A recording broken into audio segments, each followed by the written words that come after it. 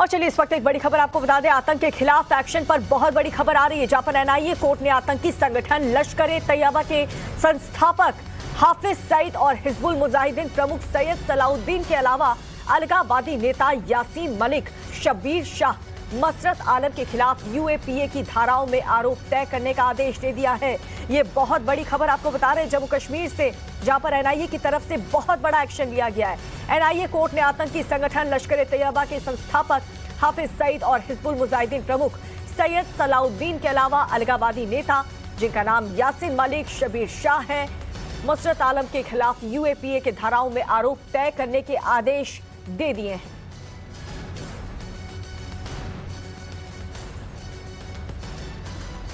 तो ये इस वक्त की बड़ी खबर आपको बता रहे हैं, लश्कर-ए-तैयबा का संस्थापक यूएपीए की धाराओं में आरोप तय करने के आदेश एनआईए कोर्ट की तरफ से दे दिया गया है। तो देखिए, लगातार घाटी में सर्च ऑपरेशन चल रहा था, ढूंढ ढूंढ के आतंकवादियों का सफाया किया जा रहा था, लेकिन जिस संगठन से ये लोग थे उनको लेकर के अलग अलग जगहों पर एनआईए की टीम ने कुछ दिन पहले ही आपने देखा कई इलाकों में छापेमारी की गई थी और अब एनआईए कोर्ट की तरफ से ये बहुत बड़ा फैसला लिया गया है।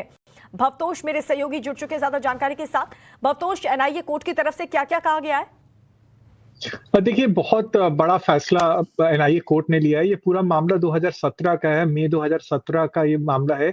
एनआईए ने उस समय पूरी घाटी में कई जगह सर्चेज और रेड किए थे और ये कहा था कि पूरा का पूरा जो घाटी में जो ये जो पत्थरबाजी होती है, इसमें हुर्रियत के बड़े लीडर्स हैं, वो पैसा पाकिस्तान से लेते हैं और उनके जो पाकिस्तान हाई कमीशन जो भारत में है, उससे फंडिंग की जाती है। उस समय ये काफ़ी चौंकाने वाली बात थी और उसमें ये भी कहा था कि जो पाकिस्तान में बैठे आतंकवादी संगठन है, उससे पूरा आतंकवादी जो संगठन है, उसको पैसा मिलता है और ये पैसा जो है हवाला के रूट से आता है। जब ये बात एनआईए ने कही थी, तो इसमें 3 चार्जशीट फाइल की गई थी, जिसमें हुर्रियत के जो प्रमुख लीडर्स हैं, उनके खिलाफ भी ये लीडर्स के खिलाफ भी चार्जशीट फाइल की गई थी, जिसमें यासीन मलिक का सबसे नाम आगे नाम आया था और उसके बाद ये चार्जशीट और सप्लीमेंट्री चार्जशीट फाइल की गई थी। एनआईए कोर्ट जो दिल्ली में है, ये पूरा मामला सुन रहा था और उसके बाद आज इसमें मामले में चार्जशीट फाइल की गई थी और फ्रेमिंग ऑफ चार्जेस हुआ था। इससे साफ ये हम लोग फाइंड कर सकते हैं कि जो एनआईए की चार्जशीट है, उसमें एविडेंस इतना पुख्ता है जिससे ये मामले का ट्रायल स्टार्ट हो सकता है और इस वजह से ये काफी इंपॉर्टेंट स्टेप है कि जो एविडेंस एनआईए ने कोर्ट में सबमिट किया है, वो एकदम सही है और एनआईए ने इसमें काफी ज्यादा एविडेंस सबमिट किया था। उसमें उन्होंने पूरा मनी ट्रेल दिखाया था कि कैसे पाकिस्तान हाई कमीशन से और हवाला के थ्रू पैसा जो था ये पूरा रूट किया जाता था और उन्होंने ये भी कहा था कि सैयद सलाउद्दीन और बाकी लश्कर-ए-तोयबा के जो हाफिज सईद हैं, उनका पूरा इसमें प्रमुख रोल है। यासीन मलिक और बाकी जो लोग हैं, उनको पैसा मिलता है और पूरा का पूरा एक कैलेंडर बनाया जाता था, जिसमें पत्थरबाजी का डेट और टाइम सेलेक्ट किया जाता था और इसी के थ्रू यासीन मलिक और हुर्रियत के बड़े लीडर्स को पैसा मिलता था। बिल्कुल।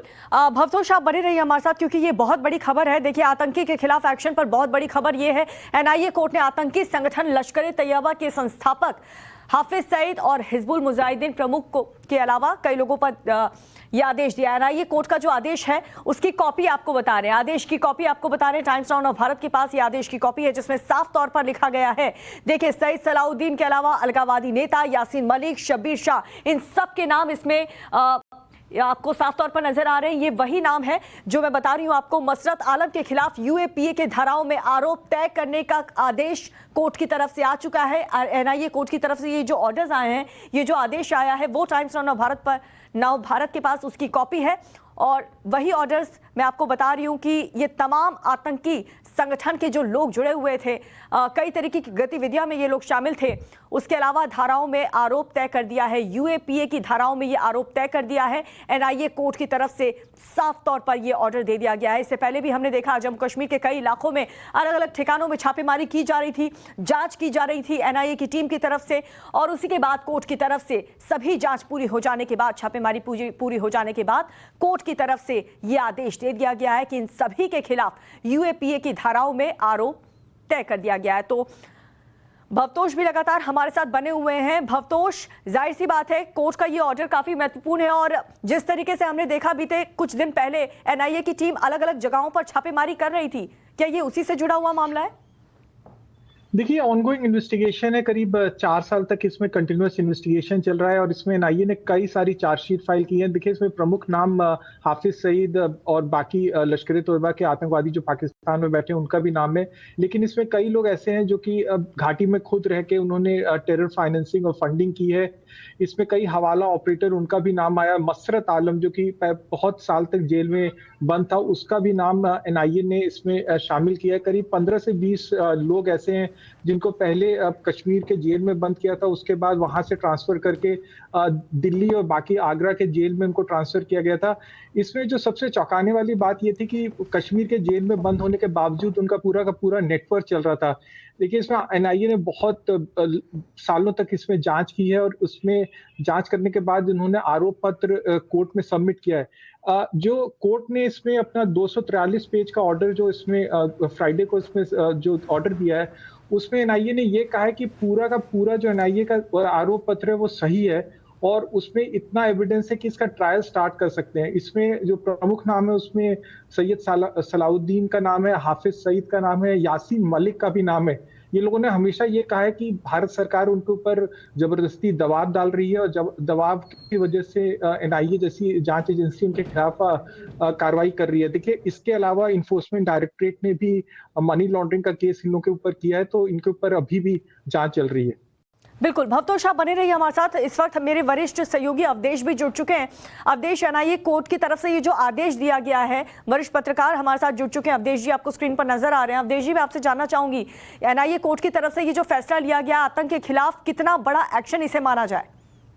देखिए, ये कोई पहला नहीं है। जैसा आपके सहयोगी बता रहे हैं कि 2008-18 के आसपास से मामला शुरू हुआ था। उस समय कश्मीर में जिस ढंग से अशांति पैदा की गई थी, तो एनआईए ने बहुत सारे चार्ज दाखिल किए थे। इन्फोर्समेंट डायरेक्टरेट ने हवाला के मामले की जांच शुरू की थी और टेरर फंडिंग का मूल मामला था। उसमें काफी लोग, शब्बीर शाह अरेस्ट हुए, यासीन मलिक अरेस्ट हुए हैं, बाकी सलाउद्दीन के परिवार के लोग अरेस्ट हुए, बहुत सारे लोग अरेस्ट हुए थे।